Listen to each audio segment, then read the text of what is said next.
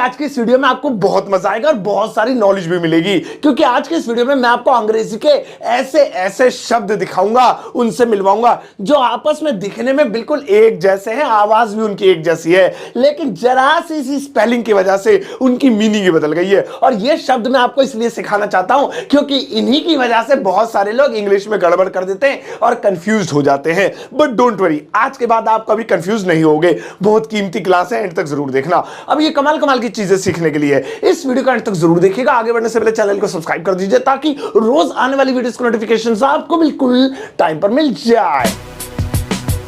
तो चलिए शुरुआत करते हैं इस वीडियो की। और आज के दिन में आपको मिलवाता हूं अंग्रेजी के ऐसे ऐसे शब्दों से जो दिखने में हूबहू भैये हैं, चच्चा ताऊ के लोंडे हैं, लेकिन मीनिंग उनकी अलग अलग है। सही जोड़े जोड़े से बताऊंगा, इसलिए आराम आराम सुनो। पहला जोड़ा है डेजर्ट एंड डेजर्ट। ओ भाई साहब, देखो तुम इनका थोबड़ा देखो, दोनों का बिल्कुल एक जैसे है। बस फर्क क्या है, एक में एक एस फालतू आ रहा है, एक में एक एस कम आ रहा है। यानी एक में सिंगल एस है, एक में डबल एस है। बोलने में लगभग लगभग एक जैसे हैं। वैसे आपको एक एक्स्ट्रा नॉलेज दे दूं, ये जो एक जैसी वाली आवाजों वाले शब्द होते हैं ना, अंग्रेजी में ना होमोफोन्स कहते हैं। बट मैं ज्यादा ग्रामर में घुसता नहीं हूं, मेरी इंग्लिश वीक है, इसलिए देसी स्टाइल में ही समझ लो। ये एक दूसरे की शकल, एक दूसरे के ताऊ ताऊ चच्चा के लोंडे हैं ये। सुनो अब भैया, इनका फर्क समझ लो। ये जो एक एस वाला है, इसका मतलब होता है रेगिस्तान, समझते हो ना, जहां रेती रेत नजर आती है। और जो डबल एस वाला है, इसका मतलब होता है मिठाई। आप कहोगे तो वो स्वीट क्या होती है, वो क्या पागल है क्या? भाई स्वीट का मतलब भी मिठाई होता है, लेकिन डेजर्ट वो वाली मिठाई होती है जो खास तौर पे खाना खाने के बाद खाई जाती है। कहते हैं ना कुछ मीठा हो जाए। Oh sorry. हाँ तो चलो भाई, आओ दोनों पे जल्दी से एग्जांपल ले लेते हैं। जैसे मैंने राजस्थान में बहुत बड़ा रेगिस्तान देखा भाई। I saw a big desert in Rajasthan. मैंने राजस्थान में बहुत बड़ा रेगिस्तान देखा। और जैसे मुझे कहना है कि मैं खाने के बाद ना कुछ मीठा खाता हूं यार, मुझे अच्छा लगता है, तो इंग्लिश होगी I take dessert after eating the food. I take dessert after eating the food. तो इस तरह से दोनों में फर्क समझ लेना। सिंगल एस रेगिस्तान, डबल एस मिठाई, खाने के बाद खाई जाने वाली। सही है, याद रखना भैया। नेक्स्ट वाला जोड़ा है wood and woods. Wood and woods. ओ भाई देखो इनके थोबड़े दोनों के, देखो कितने मासूम लग रहे हैं, लेकिन अच्छे अच्छों की अंग्रेजी बर्बाद करी है इन दोनों ने। अब यहां पे दोनों की स्पेलिंग लगभग सेम है, लेकिन एक में एस, एक एस फालतू दे दिया, एक में ऐसी नहीं है। अब वुड और वुड्स देखो दोनों, देखो भाई अब मीनिंग समझो। जिसमें एस नहीं है, जो कि है खाली वुड, उसका मतलब होता है लकड़ी। ओ भैया, ओए राहुल, लड़की नहीं लकड़ी। नीचे बैठ जा बेटा, फीस हाथ नीचे नीचे रख दिया, भी डालूंगा। तो वुड लकड़ी, और जो जिसमें एस है वुड्स, आप कहेंगे लकड़ियां। भाई मेरी तरह इंग्लिश मत करो अपनी बकवास। वुड्स का मतलब हो जाता है जंगल। आप कहेंगे तो फॉरेस्ट क्या है, पागल है वो? अरे वो भी जंगल ही होता है, लेकिन वुड्स का मतलब होता है ज्यादा घना जंगल, बिल्कुल बड़े बड़े पेड़ों वाला, उसे वुड्स कहते हैं। आओ दोनों पे एग्जांपल ले लेते हैं। जैसे मैं लकड़ी काट रहा हूं, तो इंग्लिश होगी I am cutting the wood.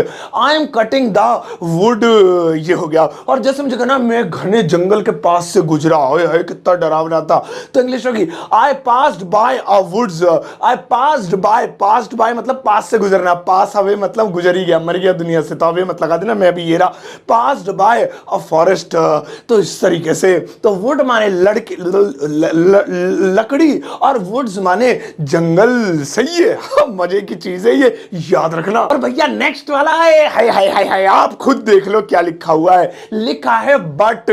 ये लिखा है ना, दोनों दोनों दिखने में एक जैसे हैं, आवाज एक जैसी है। फर्क एक है कि एक में एक टी एक्स्ट्रा दे दिया, ऐसा लग रहा है बेचारे ने ईएमआई भर दी थी तो कुछ ज्यादा एक्स्ट्रा मिल गया इसे। और एक में एक टी कम है।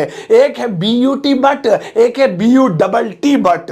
ओ इनका क्या मतलब होगा? बहुत सिंपल सी चीज है। जिसमें एक टी है उसका मतलब है लेकिन, बट माने लेकिन। और जिसमें दो दो टी है, कैसे बोलूं, कैमरे पे बच्चे भी देख रहे होंगे, कहां गए रे? बट मतलब कूल है, कच्चा बादाम नहीं, हमारे पके हुए हैं तो, अबे पिलपिले। चलो हाँ, तो बट मतलब कूल है। अब और भी कुछ नाम हो सकते हैं इसके, वो मैं on camera I can't take, mind में रिसर्च कर लो। सो आओ पहले एक टी वाले यानी लेकिन का मतलब समझते हैं। लेकिन मैं सो रहा था, वो आए, लेकिन मैं इतना ही बनाते हैं, पहले पूरा सेंटेंस तो यह है वो 2 बजे आए लेकिन मैं सो रहा था इसलिए मिल नहीं पाया। अब इतना लंबा कौन बना, हमें तो बस बट का एग्जांपल लेना है। लेकिन मैं सो रहा था, but I was sleeping, but I was sleeping. अब एक दूसरे बट का एग्जांपल ले लेते हैं। उसने मेरे कूल्हे पे लात मारी, बहुत तेज, उसने मेरे कूल्हे पर लात मारी। He kicked on my butt, he kicked on my butt. ओ बट टिका के नीचे बैठ जा बेटा, खड़ा मत हो। सही है, इस तरीके से तो दोनों बट में फर्क समझ लो।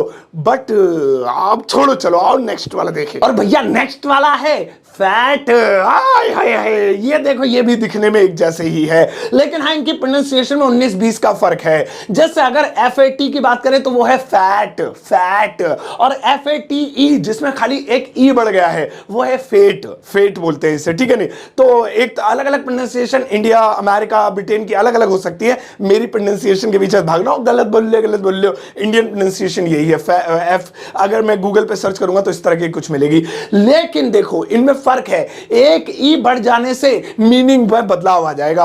अब यहां पे अगर FAT फैट की बात करें तो फैट का मतलब होता है मोटा, चर्बी भी होता है, कहते हैं ना तुम्हारा फैट बढ़ गया है, मोटा। और अगर फैट की बात करें तो फैट मतलब FATE वाला, इसका मतलब होता है किस्मत, किस्मत बदल नहीं, कॉपीराइट आ जाएगा, किस्मत। तो ये हो गया। अब दोनों पे एग्जांपल लेते हैं। जैसे मैं बहुत मोटा हूं, वैसे मेरे 6 पैक एब्स है, ठीक है।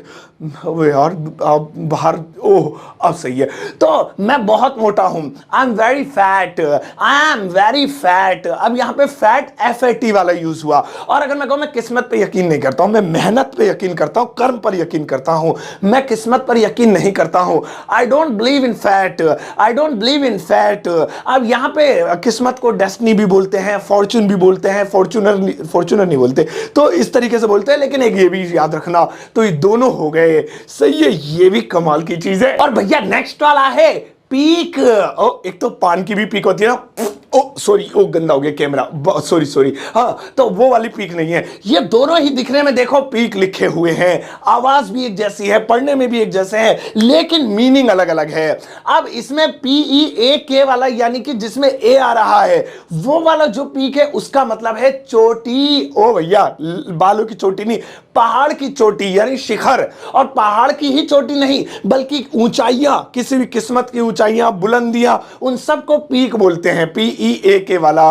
और दूसरा वाला जिसमें डबल ई है, इसका मतलब होता है झांकना, ताड़ना, तिरछी नजर से देखना, ये सब इसी के मतलब होता है। मैंने सिर्फ झांकना लिख दिया।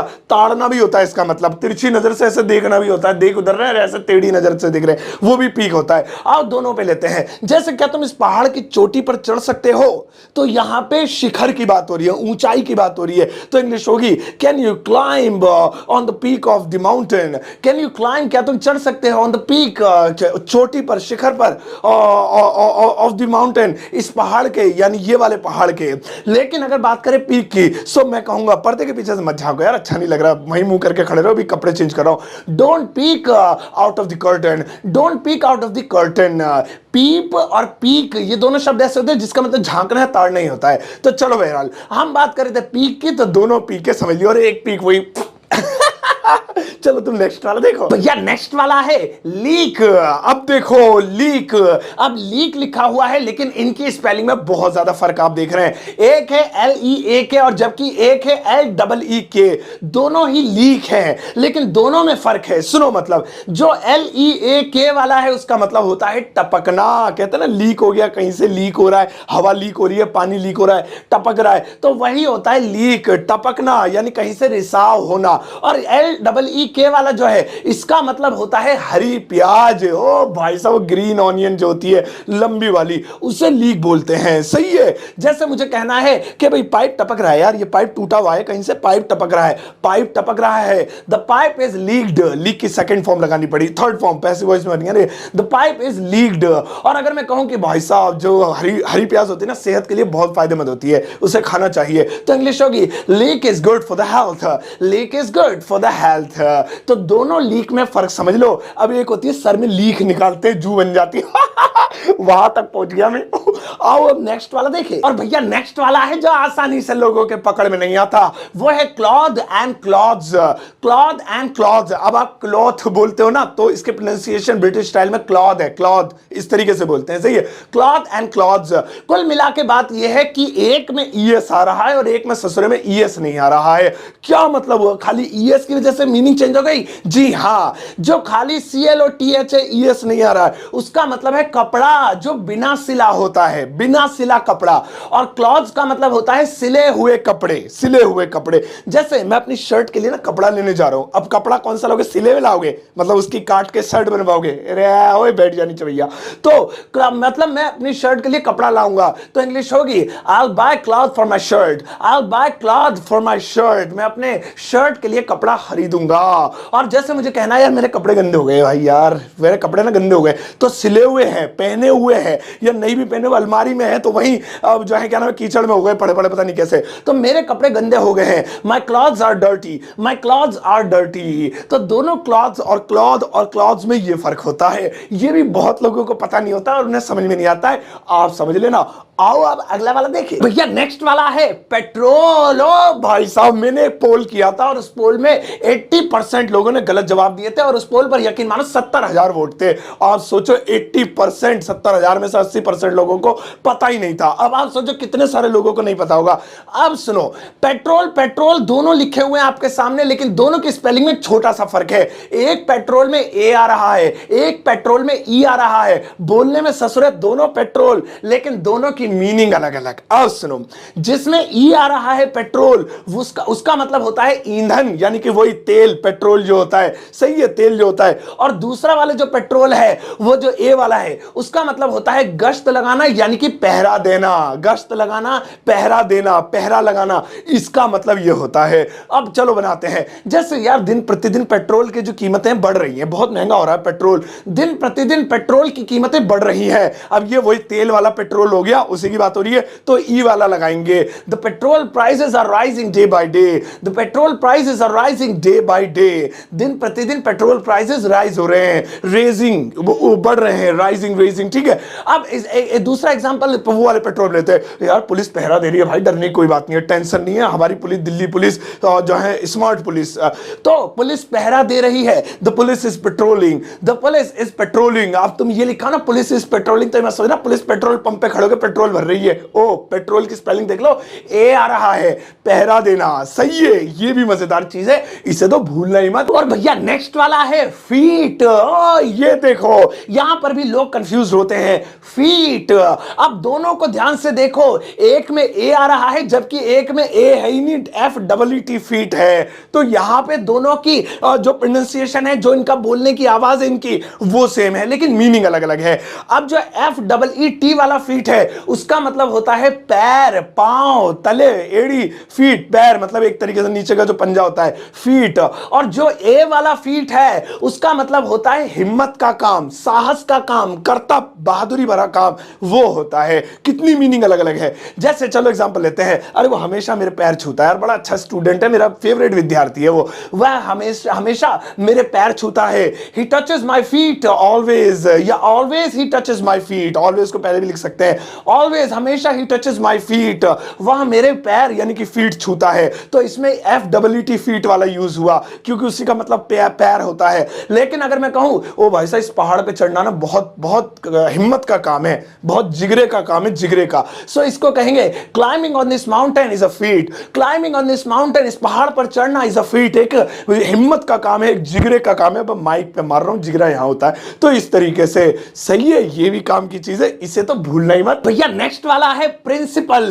प्रिंसिपल, अब दो प्रिंसिपल है, आप में से बहुत सारे लोगों का सामना इन दोनों में से किसी एक से जरूर हुआ होगा, हो सकता है आपको इनकी मीनिंग भी पता हो, लेकिन आज जिनको नहीं पता उनकी तो बल्ले बल्ले है। सुनो भाई साहब, इन दोनों को ही प्रिंसिपल बोलते हैं, लेकिन इनकी स्पेलिंग में एक में लास्ट में पी ए एल है जबकि एक में लास्ट में पी एल ई है। बोलने में दोनों प्रिंसिपल है, लिखने में भी लगभग एक जैसे, बस वो लास्ट में हल्का सा फर्क है, लेकिन मीनिंग बिल्कुल अलग अलग है।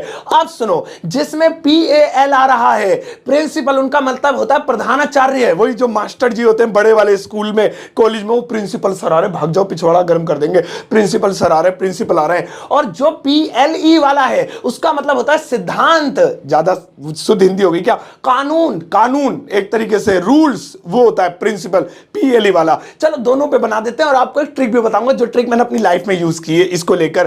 पहले बनाते हैं, जैसे यार प्रधानाचार्य जो है ना हमारे, उन्होंने मुझे अपने ऑफिस में बुलाया, प्रिंसिपल ने, मुझे डर लग रहा है, प्रिंसिपल ने मुझे अपने ऑफिस में बुलाया है, तो इंग्लिश होगी principal called me in his office, principal called me in his office. तो यहां पे प्रिंसिपल PAL वाला यूज हुआ क्योंकि प्रधानाचार्य की बात हो रही है। और जैसे मैं कहूं, मैं अपने कानून, अपने सिद्धांतों पे जीता हूं, मैं किसी की नहीं सुनता है, मैं अपने कायदे कानूनों पे जीता हूं, तो कायदे कानून प्रिंसिपल PLE वाला। So I live on my principles, I live on my principles. मैं इन दोनों में फर्क पता है, वो ट्रिक बताता हूं कैसे करता हूं, मुझे भी याद नहीं होता था। तो मुझे याद है, मेरे टीचर, मेरे जो कॉलेज में जो प्रिंसिपल थे ना, उनका नाम था रामपाल, तो उनके लास्ट में आ रहा था पाल, PAL, पाल। मैंने देखा प्रिंसिपल के लास्ट में भी पाल ही आ रहा है, जो वो प्रिंसिपल होते हैं टीचर वाले, तो मैं समझ गया पाल सर प्रिंसिपल, ओ ऐसे समझ गए प्रिंसिपल। और जो सिद्धांत कायदे कानून वाला है वो लास्ट में पाल नहीं है, वो PLE है, पले ऐसे है। तो ऐसे में फर्क करना सीख गया, ट्रिक्स होती है देसी वाली अपने जुगाड़। चलिए गाइस, तो आज के इस क्लास में इतना ही। आई होप आपको मजा आएगा और समझ में आ गया होगा कि किस तरीके से आप कमाल कमाल के सेंटेंसेस बना सकते हैं। अब आपके लिए एक छोटा सा होमवर्क है, लगा रही हो या नहीं, मैं बटन दबा दूं जिम में, लगाओ। ये रहे भैया 4 सेंटेंसेस, आपको इनकी इंग्लिश बनानी है और जो शब्द मैंने आज आपको सिखाए हैं उन्हीं का प्रयोग करते हुए इनकी इंग्लिश इस वीडियो कमेंट सेक्शन में आकर पोस्ट कर देना। मैं अपना हार्ट दूंगा, आते जाते एक दूसरे के होमवर्क को चेक करना, उनको जवाब देना। चलिए इस वीडियो को सबके साथ शेयर कीजिएगा, वीडियो पसंद आई हो तो कमेंट सेक्शन में जरूर बताइएगा। इसका पार्ट 2, 3, 4, 5, 3 मिलियन लेकर आऊंगा। तब तक के लिए अपना ध्यान रखिएगा और मेरी शॉर्ट वीडियो देखा करो, आजकल बड़ी मजे की डाल रहा हूं। जाते जाते इस वीडियो को एक टुच्चा सा मुच्चा सा लाइक देकर जाना।